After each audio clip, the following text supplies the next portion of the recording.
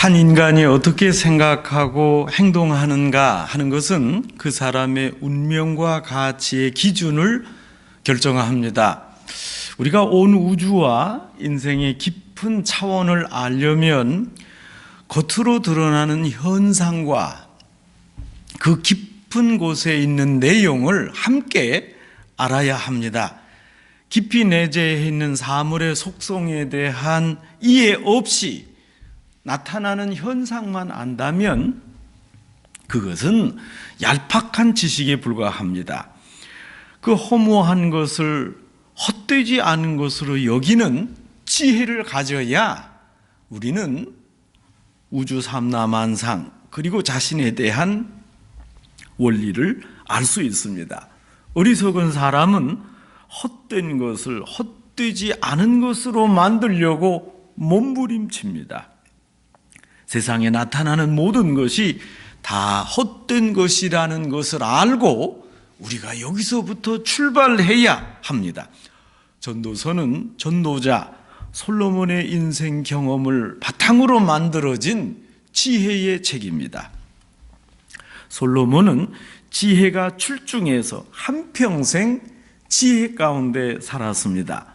왕으로 평생 많은 것을 보고 경험했는데 특별히 전도서를 통해 그의 말년에 이 모든 것이 헛되다 하는 것을 가르치고 있습니다. 오늘 성경에서 솔로몬은 때와 기한에 대해 설명합니다. 때와 기한, 즉 시간에 대해 철학적으로 생각하면 크게 두 가지입니다. 원형적 시간 개념과 직선적 시간입니다. 우선 시간은 원형이며 다시 되돌아온다 이런 주장입니다. 시간이 돌고 도는 것이라고 여깁니다. 여러분 이것은 대표적으로 불교의 시간관입니다. 봄이 되면 곧 여름이 오고 또 가을이 되면 겨울이 되고 이어 봄이 되는 것처럼 원형으로 흘러갑니다. 아침이면 점심이 되고 점심 후에 저녁이 되고 다시 아침이 되는 시간이 원형 방식이라고 주장을 합니다. 여러분 이런 경우에 자신은 가만히 있어도 그 시간이 되돌아옵니다. 봄이 갔지만 가만히 있으면 또 다른 봄이 온다는 것입니다. 여러분 시작했으니 결국 제자리에 돌아오게 됩니다. 불교에서는 그래서 윤회설을 주장합니다. 그러나 기독교의 시간관은 직선입니다. 기독교가 말하는 역사는 직선의 역사입니다. 그러기에 기독교는 아주 적극적이고 행동적이고 창조적이고 역동적입니다. 엄연한 시작이 있고 이어서 연속적이며 마지막 분명한 종말이 있습니다. 일생을 통해 만나는 그 일들, 그 일의 결과로 나타나는 인간의 행복과 괴로움은 근본적으로 자신의 의지에 의해 좌우되는 것이 아니고 하나님이 정해놓으신 때와 기한에 따라 이루어집니다. 하나님의 주권적 섭리가 인간 개개인의 삶의 영역에 적용됩니다. 그러므로 한계성을 지닌 존재, 사람들이 영원한 하나님을 의지하는 것은 당연한 일입니다. 지혜로운 일입니다. 모든 것은 지나갑니다. 그러기에 허무합니다. 그러나 반대로 지나가기에 하나하나가 새롭고 소중합니다. 사람들은 각각 특별한 상황에서 적절한 방안을 가지고 이렇게 지나가는 것들을 대처해야 합니다. 오늘 본문 2절에서 8절까지에는 1절에서 말한 범사에 하나님이 정하신 때를 구체적으로 드러내고 있습니다. 각종의 경우를 짤막한 어구로 둘씩 쌍을 이루어서 14회 총 28회나 반복하고 있습니다. 인간의 삶 가운데 나타나는 각종 사건들의 배후에는 하나님의 계획과 절대 주권이 담겨 있습니다. 모든 것에 때가 있다고 강조합니다. 여러분 사람은 태어날 때가 있고 죽을 때가 있습니다. 천지를 창조하신 때가 있는가 하면 언젠가는 심판하고 그래서 세상의 끝, 종말의 때가 있습니다. 심을 때가 있고 심은 것을 뽑을 때가 있습니다. 그런가 하면 죽일 때가 있고 치료할 때가 있습니다. 한 성경학자는 죽일 때를 전쟁할 때라고 해석을 합니다. 또 상징성으로 인간들이 하나님께로부터 징벌을 받을 때를 죽일 때로, 징벌의 상태에서 벗어나서 하나님의 위로를 받고 회복되는 때를 치료할 때라고 표현합니다. 또 헐 때가 있고 세울 때가 있습니다. 여러분, 이것은 1차적으로 낡은 건물을 헐거나 새롭게 세우는 일상적인 건설을 의미합니다. 이스라엘의 최대 건축가였던 솔로몬다운 표현입니다. 개인이나 국가를 헐거나 회복하는 것, 이것은 전적으로 하나님께 속한 일입니다. 울 때와 웃을 때가 있고 슬퍼할 때가 있고 춤출 때가 있습니다. 한 개인이나 국가가 재난을 당할 때가 있고 또 그 재난에서 벗어날 때가 있습니다. 돌을 던질 때가 있고 돌을 거둘 때가 있습니다. 여러분, 이 내용에는 두 가지 학설이 있습니다. 첫째, 이것이 전쟁이라는 의미입니다. 돌을 던져버린다 하는 것은 전쟁 중에 돌을 가지고 적의 성을 허문 다음에 밭에 돌을 던져서 그 농사를 망가뜨린다는 의미입니다. 돌을 거둔다는 말은 다시 그 던져놓은 돌을 모아서 성을 쌓는다는 의미입니다. 둘째 의미는 포도원의 돌을 치우고 그 돌을 모아서 울타리와 망대를 세우고 길을 닦는 등 이건 건축 사업이다, 이렇게 해석을 하기도 합니다. 어떤 의미이든지 이 둘 다 하나님의 역사 안에 있습니다. 안을 때가 있고 멀리 할 때가 있습니다. 친구나 사랑하는 남녀 혹은 국가 관계에서도 우호적인 때가 있는가 하면 서로 조금 멀어지고 반목할 때가 있습니다. 자식이 성장해서 사회 나갈 때도 그러하고 결혼을 시켜서 살림을 내보낼 때 또 여행을 보낼 때도 그렇습니다. 여러분, 한국에서 자식을 군대 보내는 것도 같은 이치입니다. 자식을 멀리 할 때 그냥 멀리 보내야 됩니다. 독립할 수 있는 훈련을 시켜야 합니다. 여러분, 자녀들을 키울 때 부모님이 얼마나 수고하고 애를 씁니까? 자녀가 어릴 때 진자리 마른 자리 갈아 누이고 키우지만 그것도 다 때가 있습니다. 어린 아이들이 예쁘기에 입맞춤을 합니다. 그런데 이제 아이들이 장성해서 대학에 다닐 때 그럴 수 있습니까? 어렸을 때 안아줍니다. 여러분, 자식도 안을 때가 있고 멀리 할 때가 있습니다. 성경은 결혼에 대해 분명히 말씀합니다. 부모를 떠나 아내와 합하여 한 몸을 이루라. 결혼한 후 부모를 떠나야 합니다. 부모가 자식을 안 떠나보내려 할 때 문제가 생깁니다. 가까이 살든 멀리 살든 성이 된 자녀는 부모를 떠나야 됩니다. 이것이 자연스러운 이치입니다. 어느 부모가 이런 푸념을 했습니다.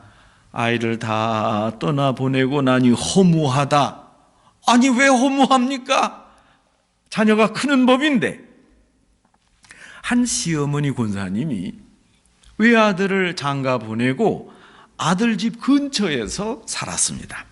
아들 집에 김치도 해다 주고 음식도 해다 주면서 아들 집에 가보고 무척 속이 상했습니다.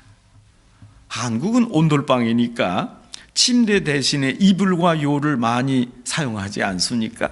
이 아들 집도 요와 이불을 사용했는데 이 권사님이 아들 집을 가보고서 한탄했습니다. 이 아들 집에는 이부자리를 도대체 개지를 않는답니다.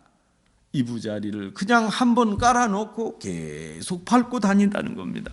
여러분, 사실 아침이면 개고 저녁이면 다시 깔아야 하는데 그러지 않았습니다. 이 권사님이 친구를 만나서 하소연했답니다. 아이고, 우리 아들 레위는 이불을 안 개고 며칠 동안 그대로 놔도 그 좋은 솜잎을 다 망가지는데, 이런 걱정을 듣더니 그 친구가 아주 명답을 했습니다. 아니, 저녁이면 또 깔 텐데 뭘 다시 개나? 계속 깔아놓지. 아니, 침대는 계속 펴놓잖아. 그러니 어떻게 살건 관심 두지 마. 왜 괜히 스트레스 받나? 성도 여러분, 자식이 결혼하면 다 떠나보내야 합니다. 미련을 두지 말아야 합니다. 왜 괜히 찾아가서 기분만 나쁩니까? 특히 한국 부모님들이 자식을 잘 떠나보내지 못합니다.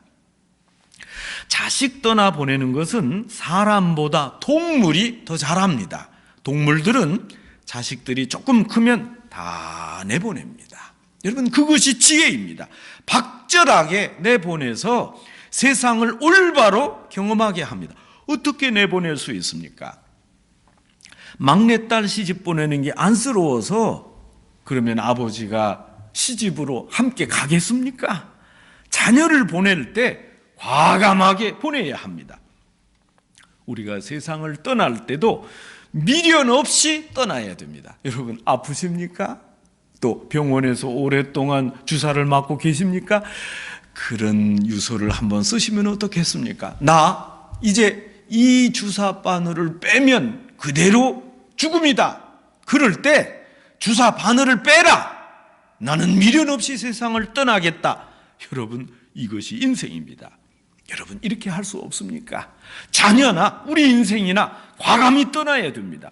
그래야 우리 인생도 하나님 앞에 떳떳하고 자녀도 성인으로 의연한 인생을 살아갈 수 있습니다. 찾을 때가 있고 잃을 때가 있습니다. 사람이 부유해지거나 가난하게 되는 것에 하나님의 섭리가 작용합니다. 살아가는 중에 합당한 방법으로 재산을 모으기도 하지만 반대로 어쩔 수 없이 재산을 포기해야 하는 상황도 만나게 됩니다. 전도자는 이럴 때 재산에 집착할 것이 아니라 하나님의 섭리에 순응하라, 그렇게 가르칩니다. 지킬 때와 버릴 때가 있습니다. 요나서와 사도행전 27장에서 보듯이 항해자가 배의 침몰을 막기 위해 갑판에 있는 짐을 버리는 것과 같이 여러분, 보다 더 중요한 일을 위해서 덜 중요한 것을 과감하게 포기할 수 있어야 합니다. 찢을 때가 있고 꿰맬 때가 있습니다. 극도로 슬픈 일이나 비참한 상황에 처했을 때 애통함을 표시하던 이스라엘의 관습을 표현한 것입니다. 여러분, 잠잠할 때가 있고 말할 때가 있습니다. 이스라엘 사람들은 주로 큰 슬픔을 당했을 때 연장자가 말할 때, 또 하나님의 경륜이 밝히 드러날 때 침묵했습니다.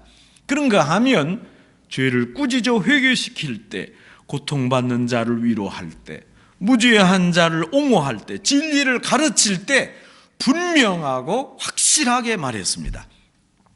사랑할 때와 미워할 때, 전쟁할 때와 평화할 때가 있습니다. 사랑과 미움만큼 인간의 삶에서 두드러지게 나타나는 감정도 없습니다. 이 두 감정이 가장 극단적이며 큰 규모로 확대될 때 국가 간의 전쟁이나 평화로 이어지는 것을 볼 수 있습니다. 개인이나 사회를 보더라도 사랑과 미움, 전쟁과 평화가 반복됩니다. 이상 솔로몬이 낭송했던 14가지 대꾸 형식의 예를 들어서 세상에 일어나는 모든 일이 오직 하나님의 주권하에 있다, 이것을 우리가 알았습니다. 하나님의 주권을 인식하지 못할 때 세속적인 안락만을 누리기 위해 수고하는 것이 진정 헛된 행위임을 나타내고 있습니다. 하나님의 주권과 해 아래 인생에 대한 섭리를 인정하지 않고 자신의 능력으로 세속적인 낙을 누리려 한다면 그것은 무지한 것이요 헛된 일입니다. 하나님을 인정하지 않고는 진정한 만족을 누릴 수 없습니다. 오늘 성경의 핵심이 10절에 나옵니다. 하나님이 인생에게 노고를 주사 하나님이 모든 것을 주관하십니다. 애쓰게 하신 것을 보았노라. 우리에게 한계가 있기에 그러므로 지혜를 가져야 됩니다. 하나님은 우리에게 종말론적인 태도를 갖도록 일깨워 주셨습니다.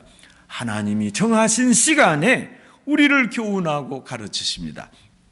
모든 것에 때가 있기 때문에 하나님이 알려주신 때와 기한에 대한 지혜를 가져야 됩니다. 이제 대전제를 확실히 알아야 됩니다. 성도 여러분, 우리 인생이 영원하지 않습니다. 인생을 논할 때 그러기에 확고한 게 없습니다.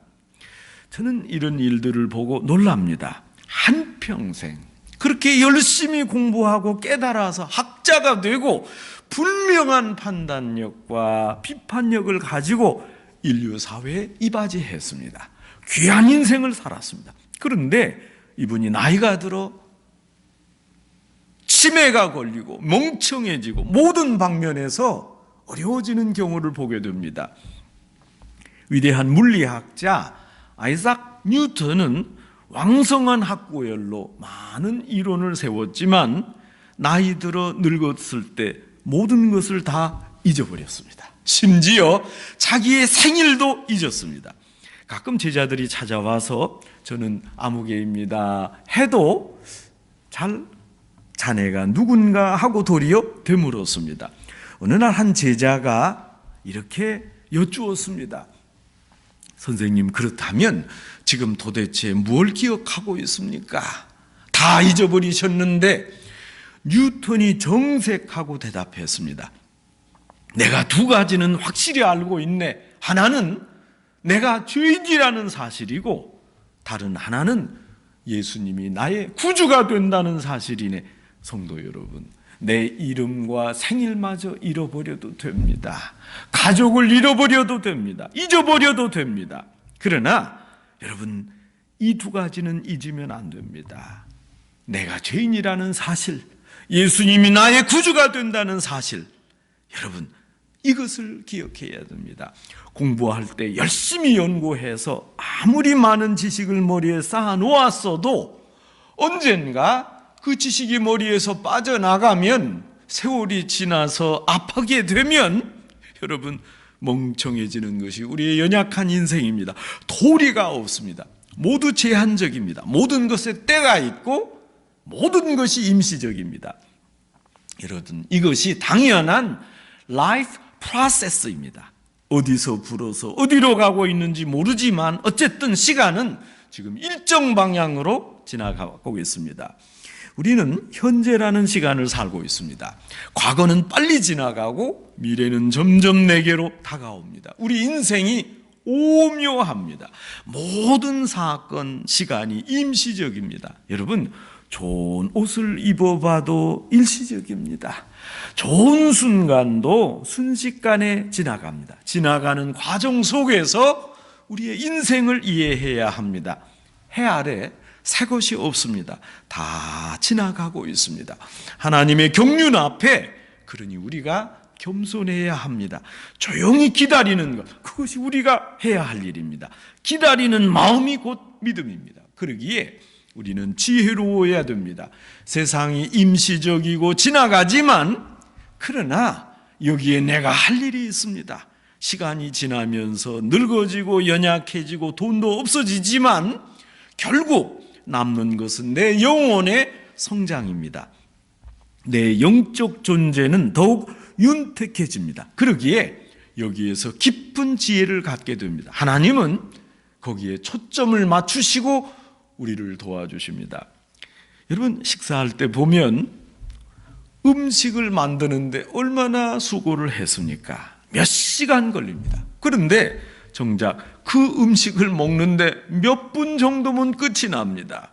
그러나 그 먹는 짧은 순간이 중요합니다.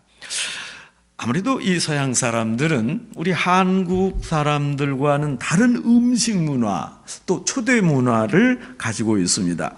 여러분, 우리 한국 분들은 초대할 때 음식을 많이 차리지만 서양 사람들은 음식을 많이 안 차리고 대신 무드를 조성합니다. 그 중에 하나가 양초를 연출합니다. 음악을 틀어놓고 대화를 중요하게 생각합니다. 여러분, 서양 사람들이 파티한다 해서 가보면 음식이 많은 게 아니라 그저 대화를 중요하게 생각합니다.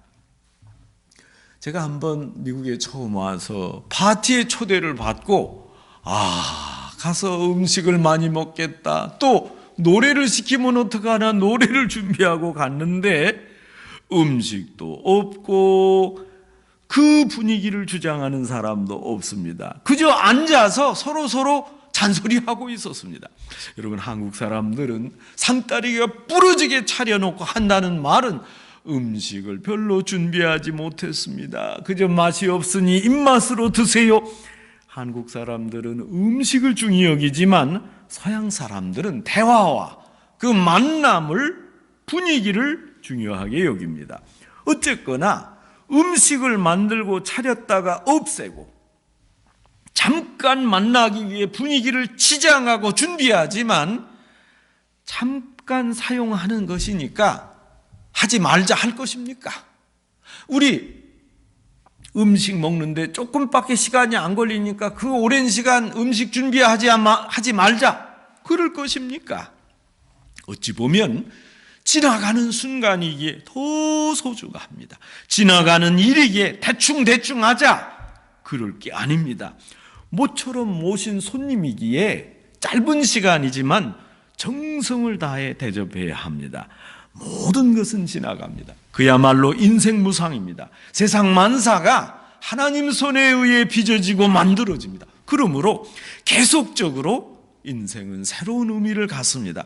하나님의 은혜 안에서 순간순간이 중요합니다. 이 지나가는 짧은 시간을 살면서 우리가 더 지혜로워야 합니다.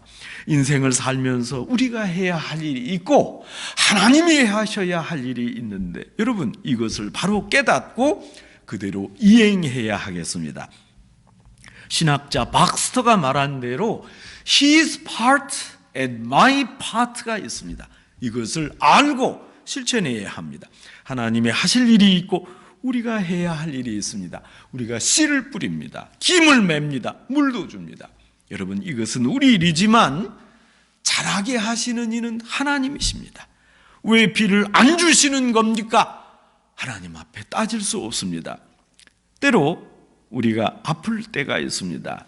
약을 먹습니다. 여러분, 집에서 이곳저곳을 찾아보면 아직도 약봉지가 많습니다. 남아있는 약봉지 많이 있습니다. 먹어야 할 약을 제때 제대로 먹지 않았습니다. 약을 먹으라는 대로 먹어야 됩니다. 여러분, 항생제는 적어도 3일을 연속해서 먹어야 효과가 나타납니다. 한국에서는 감기라도 들면 금방 병원을 찾습니다. 주사도 맞고 약을 먹습니다. 오늘 약 먹고 오늘 안 나면 얼른 다른 데를 갑니다. 여러분, 이것 때문에 의사 선생님들이 실망한답니다. 약을 먹었으면 기다려야죠. 아파서 칼로 수술했다면 기다려야 합니다. 오늘 꿰매고 당장 내일 완쾌될 수 없습니다. 감기는 약을 먹어도 사흘, 안 먹어도 사흘 기다려야 된다 그러지 않습니까? 여러분, 그러면 약을 왜 먹습니까? 열이 나면 부수적으로 다른 병이 올 수 있으니까 그걸 막자고 하는 것입니다. 이와 같이 내가 할 일, 내가 하면 됩니다. 의사가 할 일, 의사에게 맡기면 됩니다. 그리고 우리는 기다려야 합니다. 칼로 째고 바늘로 꿰매면 여러분 신기합니다. 어차피 대충 꿰매는 것인데 핏줄이 연결되고 시간이 지나면 정상으로 회복됩니다. 여러분, 이런 것은 직접 수술을 한 의사가 봐도 신비롭습니다. 의사가 약을 주고 주사도 놓고 꿰매기도 하지만 여러분, 병을 낫게 하시는 분은 하나님입니다. 공부도 하고 땀도 흘리고 씨도 뿌리지만 모든 결과 하나님께 달려 있습니다. 그 과정을 하나님이 인도하십니다. 그 과정 속에 현재라는 표본이 있을 뿐입니다. 이 현재 시점이 아주 중요한 의미가 있습니다. 영원에서 영원으로 치닫는 그런 과정의 이 현재 시점에 내가 존재합니다. 여러분, 그 긴 셀 수 없는 그 직선의 점 하나, 작은 점 하나로 내가 지금 여기에 있습니다. 그러므로 하루 한 시간이 소중합니다. 그 의미를 새록새록 창조해 가야 하겠습니다. 해 아래서 인생을 살면서 어떤 경우를 만나도 여기에 하나님의 인도하심이 있다고 고백하고 오직 해 위에 계신 하나님의 온전한 뜻을 따릅시다. 성도 여러분, 하나님이 주도하십니다. 하나님이 때와 기한을 정하십니다. 그 하나님 앞에 온전히 겸손하고 하나님의 뜻을 앙망하는 산호세 중앙교회 성도 여러분 되시기를 주님의 이름으로 축원합니다. 하나님 아버지, 저희에게 맡겨진 해 아래 인생을 살아가면서 해 위에 하나님을 망각하고 무지할 때가 많았습니다. 하나님의 뜻을 생각하지 않고 저희 마음대로 자행자제했던 이 모든 어리석음을 용서하여 주시옵소서. 이제 인생의 모든 경우 그 배후에 역사하는 하나님의 강한 손길을 의식하고 주님을 섬기며 오늘 겸손하게 살게 하옵소서. 예수님의 이름으로 기도합니다. 아멘.